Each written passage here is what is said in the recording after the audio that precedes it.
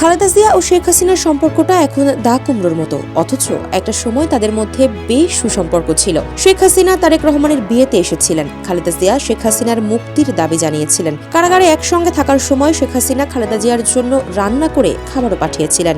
এছাড়া তারা একসঙ্গে গণতন্ত্রের জন্য আন্দোলন সংগ্রাম করেছেন, নিয়েছেন নিজেদের খোঁজ খবর। তবে সেই সম্পর্কটা এতটাই তিক্ততায় রূপ নিয়েছে যে দীর্ঘ 17 বছর দুজনের মুখোমুখি কোনো সাক্ষাৎ হয়নি। যে কয়েকবার ফোন আলাপ হয়েছে সেগুলোতেও ছিল কথা কাটাকাটি। কি কারণে এমনটা হলো? শেখ হাসিনা ও খালেদা জিয়ার সুসম্পর্ক তৈরি হয়েছিল রাজপথের লড়াই থেকে। 1982 সালে এরশাদ বিরোধী আন্দোলনের সূচনা হলে প্রায় সব রাজনৈতিক দল আন্দোলনে নেমেছিল। তবে তারা দুজন ছিলেন ওই আন্দোলনের অগ্রভাগে। আওয়ামী লীগ ও বামপন্থীদের জোট 15 দল এবং বিএনপি ও কয়েকটি ডানপন্থী দলের জোট 7 দল গণতন্ত্র পুনরুদ্ধারে অভূতপূর্ব সমঝোতায় পৌঁছায়। 1990 সালের 6 ডিসেম্বর এরশাদ সরকারের পতন হওয়ার পর দেশের অস্থায়ী রাষ্ট্রপতি হিসেবে শপথ নেন তৎকালীন প্রধান বিচারপতি শাহাবুদ্দিন আহমদ। বঙ্গভবনের সেই শপথ অনুষ্ঠানে ছিলেন গণতন্ত্র ফিরিয়ে আনার আন্দোলনের দুই নেত্রী শেখ হাসিনা ও খালেদা জিয়া। আন্দোলনে বিজয়ী দুই নেত্রী সেদিন ছিলেন হাস্যোজ্জ্বল, বসেছিলেন পাশাপাশি। সেদিন দুজনেই পরেছিলেন অফ হোয়াইট রঙের শাড়ি।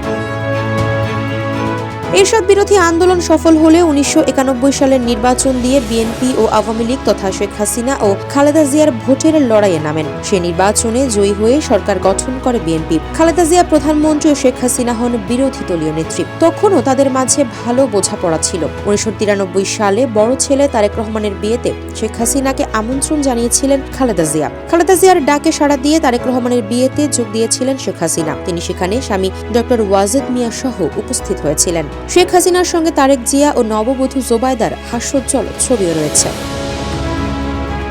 1996 সালে একপাক্ষিক নির্বাচনে খালেদা জিয়ার দল বিএনপি সরকার গঠন করলে তীব্র আন্দোলন গড়ে তোলে শেখ হাসিনার আওয়ামী লীগ। পরবর্তীতে একই বছর পুনরায় নির্বাচন হলে শেখ হাসিনা হন প্রধানমন্ত্রী আর খালেদা জিয়া হন বিরোধী দলীয় নেত্রী।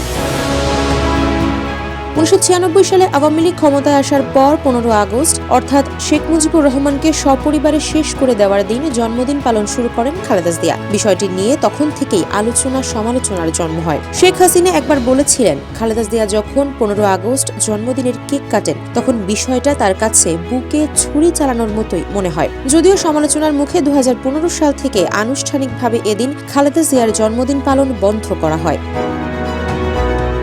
ফেরা যাক অতীতে। 2004 সালে দেশের রাজনীতিতে সবচেয়ে তোলপাড় ফেলে দেয় আওয়ামী লীগের সভায় গ্রেনেড হামলার ঘটনা। সেখানে শেখ হাসিনা প্রাণে বেঁচে গেলেও তার দলের গুরুত্বপূর্ণ অনেক নেতা নেত্রী প্রাণ হারান। আওয়ামী লীগের অভিযোগ বিএনপি এ ঘটনা ঘটিয়েছিল। এদিকে বিএনপি বিষয়টি অস্বীকার করলেও তাদের সময় ঘটনাটির স্বাধীন ও সুষ্ঠু তদন্ত হয়নি। ফলে আওয়ামী লীগ ও শেখ হাসিনার ক্ষোভ বাড়ে।